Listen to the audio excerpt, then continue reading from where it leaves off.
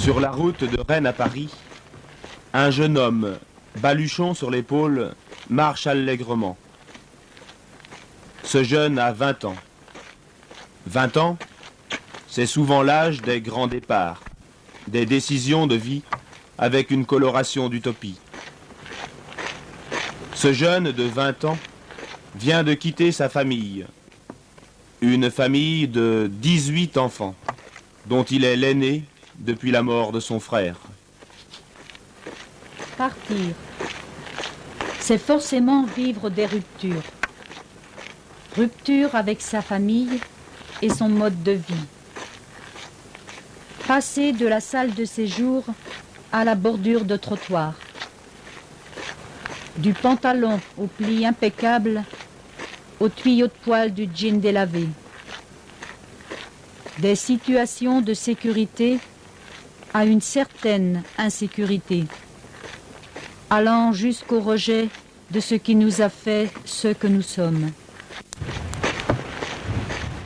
Vivre certaines de ces ruptures, n'est-ce pas vouloir faire sa vie autrement, réaliser un projet dans une aventure, aventure dont on ignore l'issue, mais à laquelle on croit, non pour une ambition ou une satisfaction personnelle, mais pour vivre pleinement, concrétiser un rêve, souvent dans une ouverture aux autres.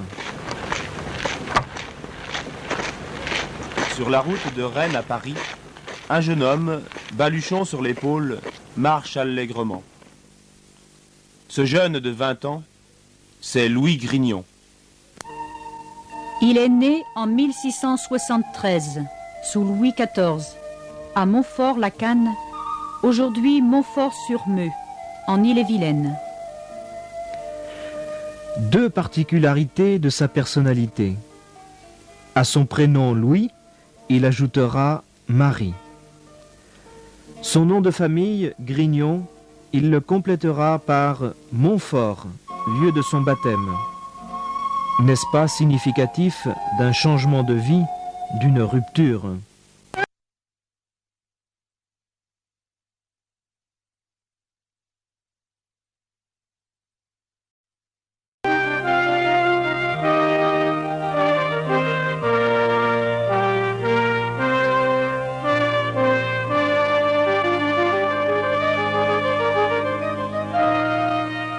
Sa maison natale, aujourd'hui restaurée, est devenue un centre d'accueil. On a conservé la chambre natale. Les affaires de famille ne sont pas brillantes.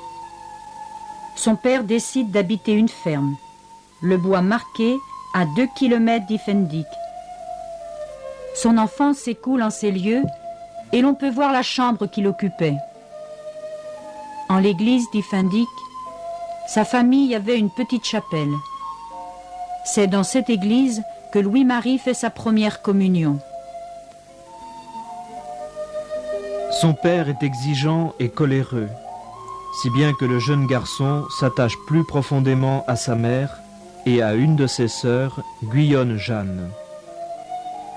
Avec elle, le chapelet est souvent récité, et pour l'amener à ce qu'il veut, Louis-Marie sait flatter sa sœur. Tu seras toute belle, et tout le monde t'aimera, si tu aimes bien le bon Dieu. Et cela réussissait. À 12 ans, le jeune Louis-Marie vient à Rennes pour ses études. Il entre au collège des Jésuites. Ce fut un brillant élève. Le grec, le latin, la poésie, la peinture ne lui font pas peur. Louis-Marie participe à un mouvement spirituel de son temps. Sans doute est-il un peu original, mais cela ne l'empêche pas de lier de solides amitiés, comme l'abbé Blin, qui, le premier, écrira sa vie. Au cours de ses études, il reste ouvert aux autres. Ne l'a-t-on pas vu qu'était, pour un camarade très pauvre, comme la somme récoltée se révèle insuffisante, il demande au tailleur d'ajouter la différence. Pendant ces années, c'est un oncle qui l'accueille. Tout en allant au cours, le jeune Grignon fait halte dans l'une ou l'autre des églises, particulièrement celle de Saint-Sauveur. Il y prie Notre-Dame des miracles et vertus. C'est là qu'un jour, il perçoit nettement son désir d'être prêtre. Sa décision est prise. Rejoindre Paris pour se préparer au sacerdoce au séminaire Saint-Sulpice. Nous le retrouvons avec son petit baluchon, franchissant le pont de Cesson, autre signe de rupture. Pour toute fortune, 10 écus. Ils passeront dans les mains d'un pauvre. Un costume tout neuf. Il l'échange avec les guenilles d'un malheureux. Ainsi vêtu, vivant à la dure, quêtant sa nourriture, lui, fils de bourgeois, il parcourt à pied les 300 kilomètres le séparant de Paris. Une vie nouvelle l'attend. Les étudiants d'aujourd'hui travaillent durant les vacances pour se faire un peu d'argent. Louis-Marie veille les morts plusieurs nuits par semaine. Il faut bien payer sa pension. C'est aussi un temps de prière et de méditation. 8 années s'écoulent. Études, prières, lectures, activités diverses ponctuent sa marche vers le sacerdoce. Aux enfants et aux pauvres, il fait le catéchisme. Très exigeant pour lui-même, il s'impose de dures pénitences. Ses temps libres, visite des pauvres dans les hôpitaux et dans leurs maisons, visite d'églises, de lieux où la Vierge Marie est honorée.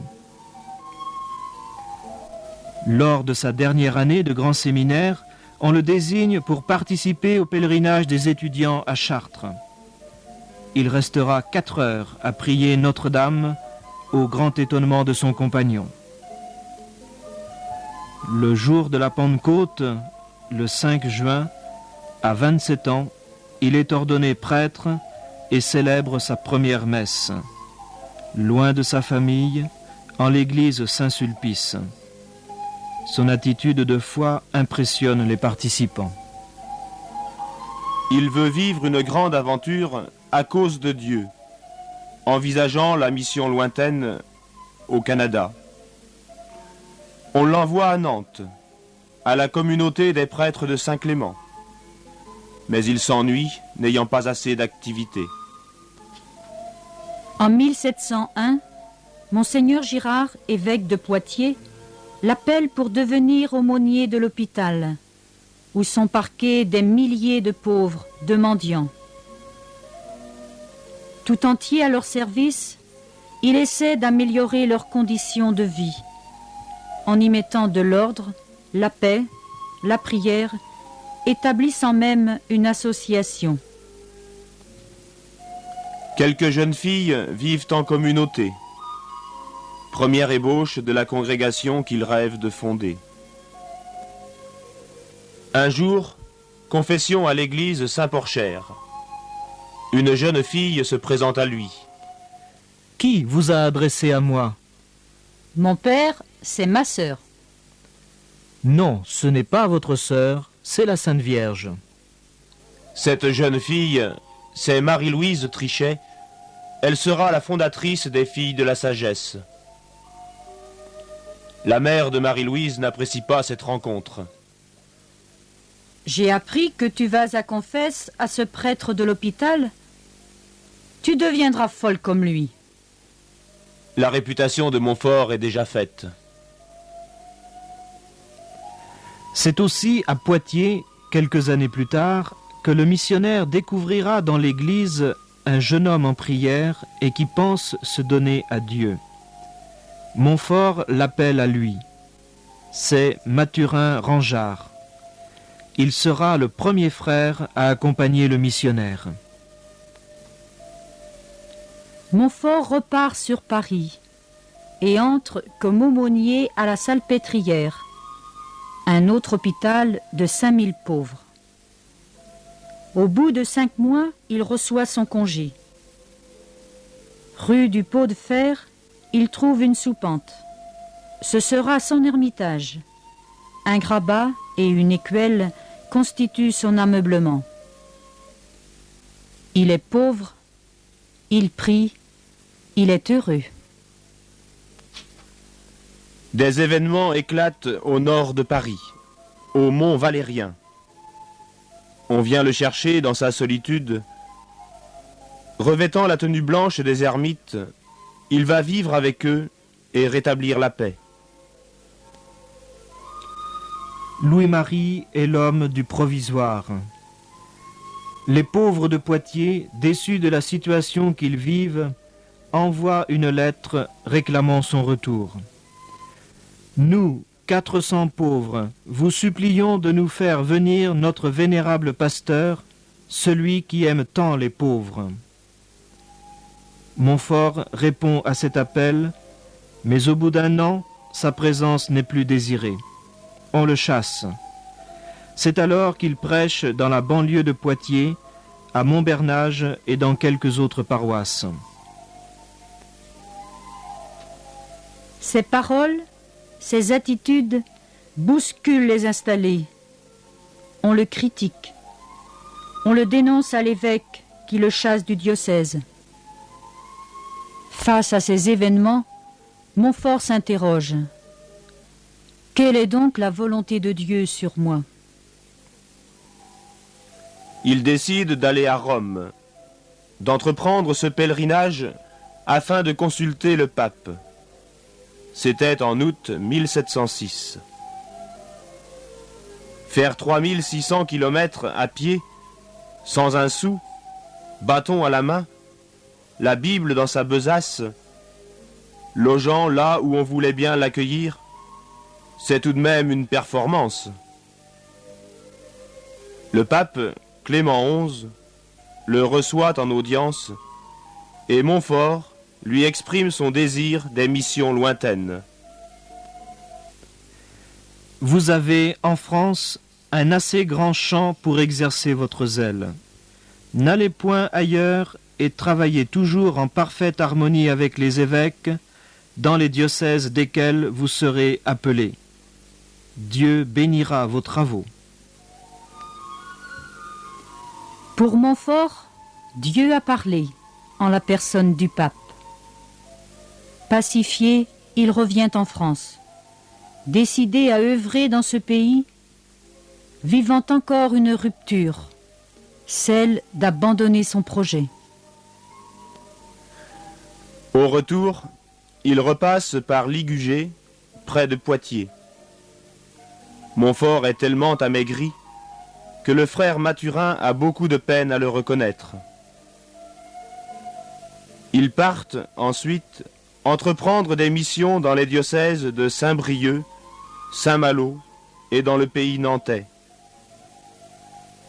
En 1711, il prêche à Luçon, missionne à La Rochelle, puis s'oriente vers l'Île-Dieu, la Garnache, Salertaine, Courson, Argenton-Château, Bressuire, Oléron, Maran, Rousset, entre autres. En 1715, c'est autour de La Rochelle que se déroule tout un mouvement de mission et de retraite. Puis, Montfort aborde la Vendée, avec Mervan, Fontenay-le-Comte, Vouvant et quelques paroisses limitrophes, Saint-Amand-sur-Sèvre, Saint-Pompin, Villiers-en-Plaine. Un petit groupe d'hommes s'est formé autour de lui, quelques frères, des prêtres. Début avril, quittant la mission de Saint-Pompin, qui avait duré 2 mois, il arrive à Saint-Laurent-sur-Sèvre, après un détour à Saumur. Montfort est épuisé, mais toujours ardent. La mission commence le 5 avril. Le 22, malgré une santé bien éprouvée, il prêche avec une rare énergie et beaucoup d'émotion. Son auditoire est impressionné jusqu'aux larmes. Le 26, il doit s'arrêter. Le 27, il rédige son testament. Le 28, il est emporté par une pleurésie aiguë. Quelques instants avant de mourir, comme s'il voyait le démon, il murmure avec force. C'est en vain que tu m'attaques. Je suis entre Jésus et Marie. C'en est fait, je ne pécherai plus. Mourir à 43 ans. 16 années seulement de ministère. Mais quelle vie remplie, donnée. 200 missions et retraites. 25 000 kilomètres à pied. 164 cantiques écrits au long des voyages, ce qui représente 25 000 vers. Des écrits répandus dans le monde entier. Des congrégations de prêtres, sœurs et frères. Qui donc est-il, ce géant ?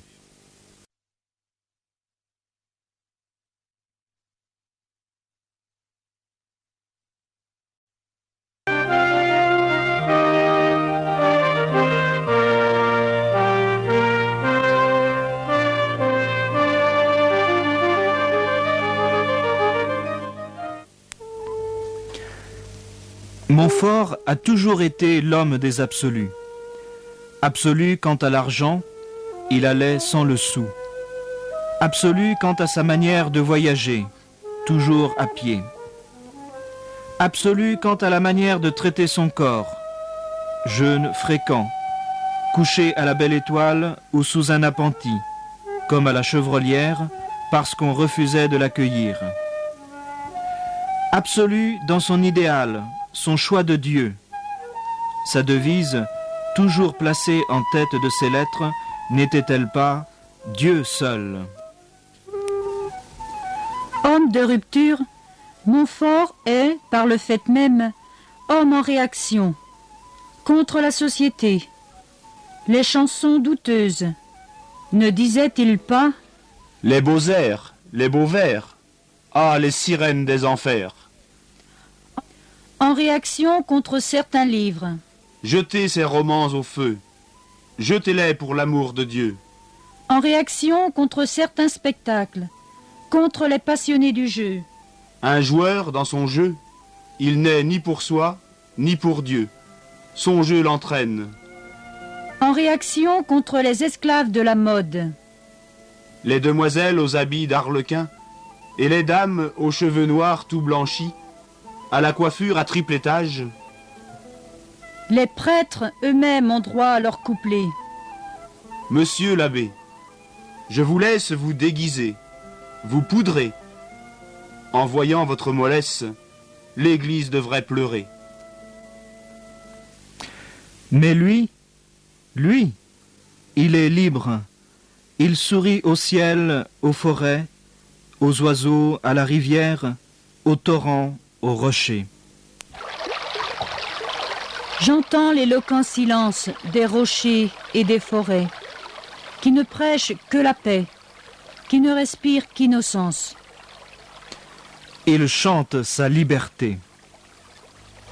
Quand je vais en voyage, mon bâton à la main, mes pieds sans équipage, mais aussi sans chagrin, je marche en grande pompe, comme un roi de ma dans sa cour, à son de trompe, trompe, vive le saint amour.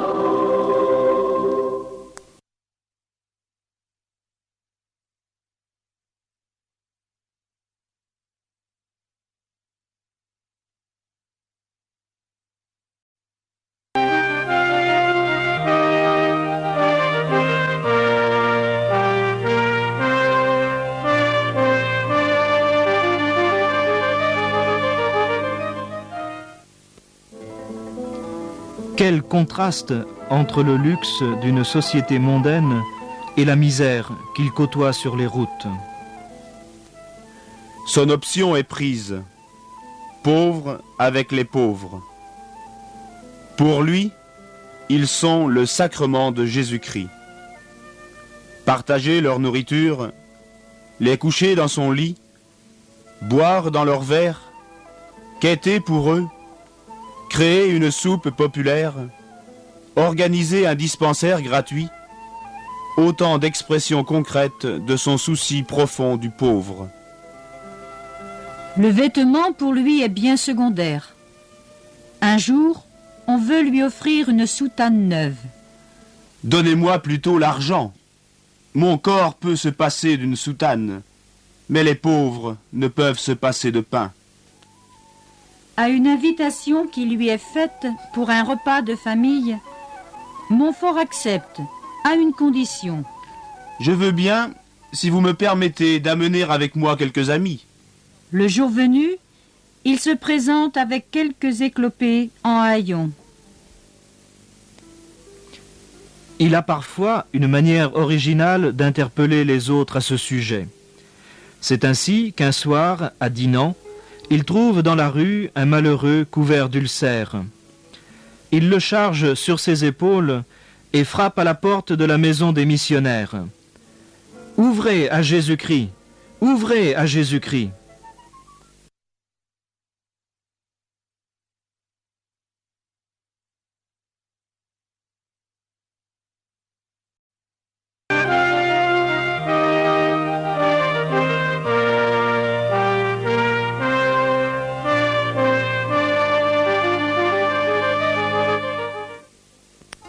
Les expressions concernant le père de Montfort sont significatives.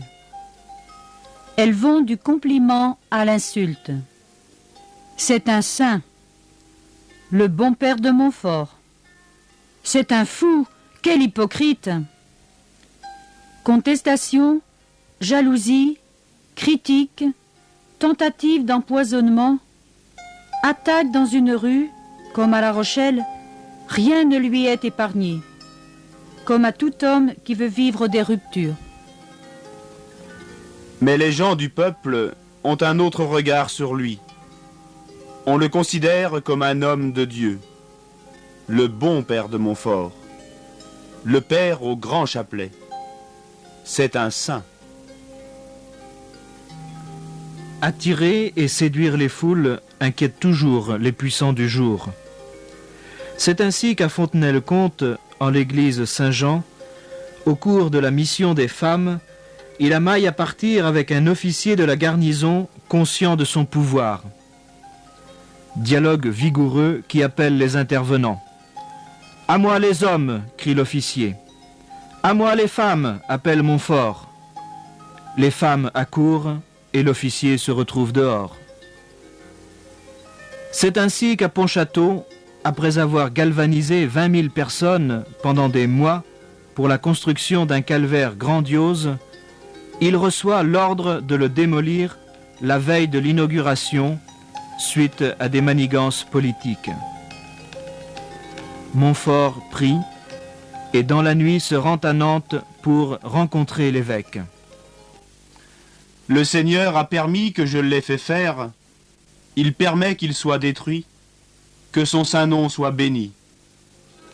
C'est évident. Montfort est d'une stature dépassant la moyenne des bons prêtres de l'époque. On lui reproche ses originalités. Sa réponse est sans ambiguïté, absolue, dans une perspective de rupture, de choix radical. Ouvrez l'Évangile. Voyez les saints. Que serait devenu le monde si les apôtres n'avaient pas bravé la fureur de la synagogue? Si saint Paul n'avait pas entrepris ses courses apostoliques? Si saint Pierre n'avait pas tenté d'arborer la croix sur le Capitole? La sagesse se mesure-t-elle sur la prudence humaine ou sur les mouvements de l'Esprit de Dieu? Les évêques eux-mêmes sont bien embarrassés de lui. Je suis comme une balle dans un jeu de paume. On ne l'a pas sitôt poussé d'un côté, qu'on la pousse de l'autre en la frappant durement. C'est la destinée d'un pauvre pécheur.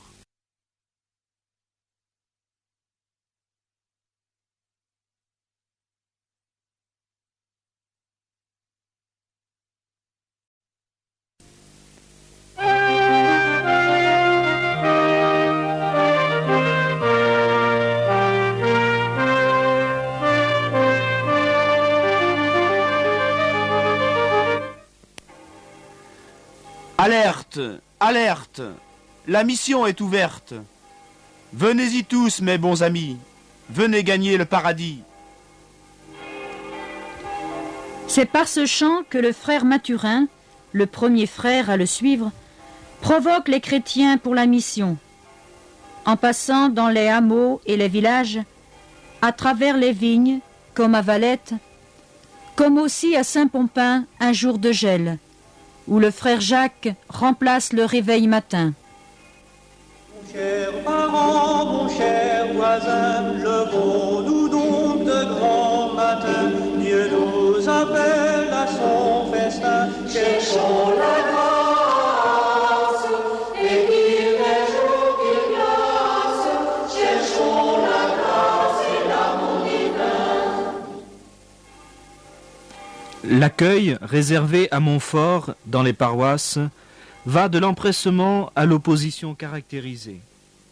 N'est-il pas vrai que notre réputation nous précède toujours? Tel châtelain, pour sauver la façade, va l'écouter.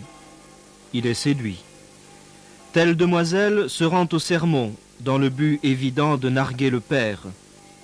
La parole change son cœur. Tel curé de paroisse, à qui la mission a été imposée, accueille Montfort plutôt sèchement. À la cérémonie du soir, le frère Jacques chante le cantique « J'ai perdu Dieu par mon péché, ah que mon cœur en est touché ». C'est le prêtre qui est touché. Notre foi a parfois besoin de signes pour se fortifier ou renaître. Montfort est un homme inventif. Il érige de nombreux calvaires pour rappeler notre rédemption. Pour aider la prière mariale et la méditation de l'Évangile, le missionnaire fait confectionner 15 bannières représentant les 15 mystères du rosaire.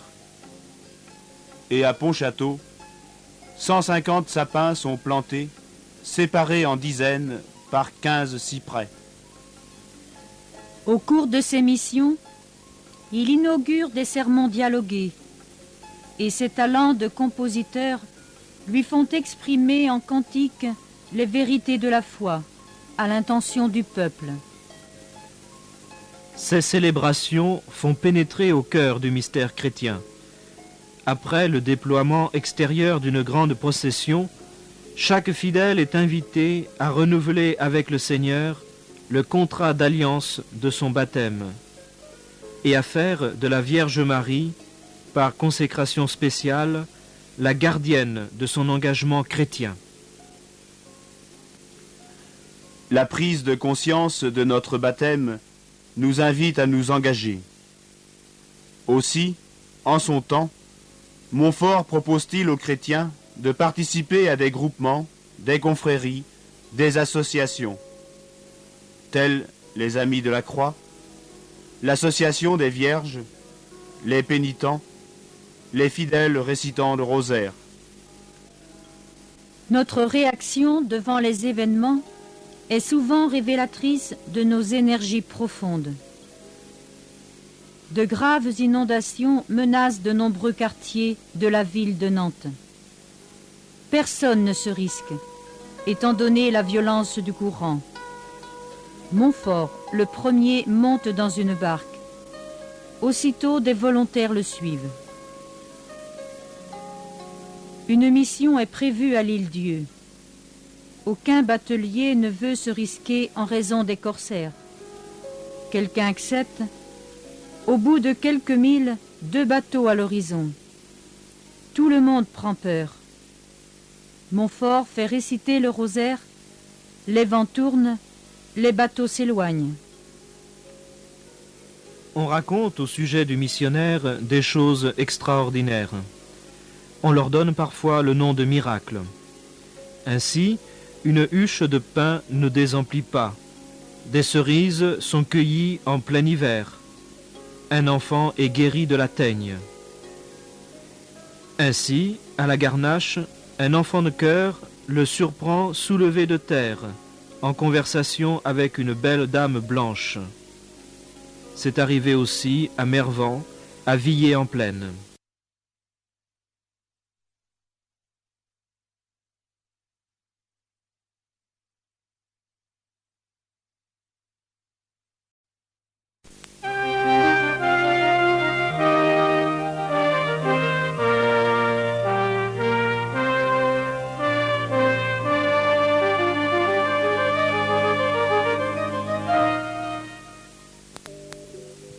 Pour le peuple, Montfort est un homme de Dieu, un saint. Dieu est pour lui l'éternel présent. Au cours de ses longues marches, il va toujours tête découverte, souvent les yeux baissés, absorbé dans un dialogue avec son Seigneur. Ce missionnaire est un homme d'action. Cependant, le temps de rencontre avec Dieu dans la prière lui paraît fondamental. À quelqu'un qui voulait écourter sa prière, il dit « Laissez-moi. Comment voulez-vous que je sois bon pour les autres si je ne suis pas bon pour moi ?» Notre temps recherche beaucoup, peut-être par besoin écologique ou spirituel, des lieux calmes, favorables à la vie intérieure. Le père de Montfort, dans un désir viscéral de retrouver son Dieu dans l'intimité, consacre des semaines à la prière. Et pour cela, il lui faut des lieux. Ainsi, la grotte des Fans à Mervan, près de Fontenay-le-Comte, où nos contemporains accèdent, beaucoup par curiosité touristique, certains par référence religieuse.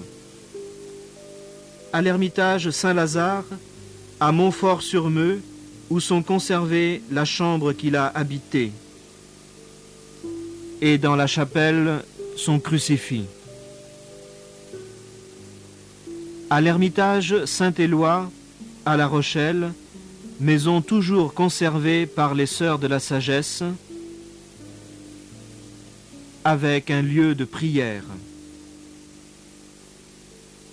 À Paris, le petit Galetas, aujourd'hui disparu, est situé rue du Pot de Fer. Des lieux célèbres sont témoins de sa prière. Chartres, le Mont Saint-Michel, Notre-Dame des Ardiliers à Saumur. Les congrégations qu'il rêve de fonder sont au cœur de sa prière. Ce que je vous demande, Seigneur, des prêtres libres de votre liberté, détachés de tout, des esclaves de votre volonté, des hommes selon votre cœur, des gens toujours à votre main, toujours prêts à tout souffrir, avec vous et pour vous.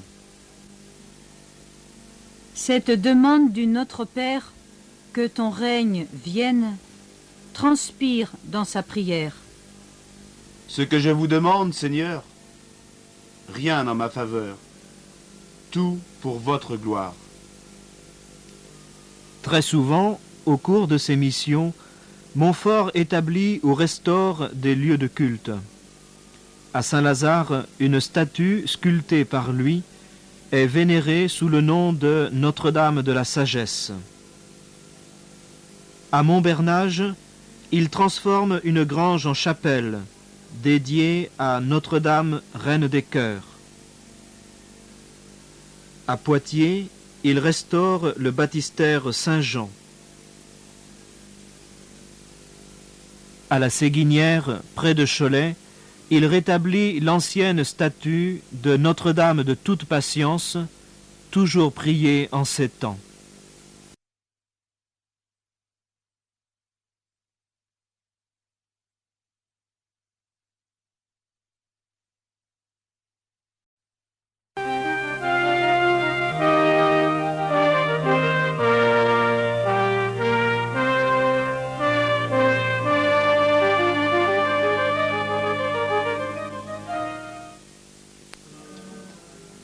celui qu'on appelle parfois le Père au grand chapelet prie chaque jour son rosaire. Pour lui, c'est une leçon d'évangile, un secret de sainteté, un moyen de faire violence à Dieu. Jamais un pécheur ne m'a résisté quand je lui ai mis la main au collet avec mon rosaire. Est-il possible de parler de Montfort sans parler de sa consécration à la Sainte Vierge? Il veut être tout à elle pour être tout à Jésus-Christ en lui livrant tout, corps, âme, biens et travaux apostoliques. Par elle, il se livre à l'Esprit Saint pour prier et agir. Ces cantiques populaires sur Marie rappellent souvent son rôle de mère. L'Église d'aujourd'hui se reconnaît dans les affirmations de Montfort. La vraie foi conduit à reconnaître la dignité de la Mère de Dieu et nous pousse à l'aimer, dit Vatican II. Montfort ne cesse de l'affirmer. Marie nous conduit à Jésus. Nous connaissons bien ce refrain.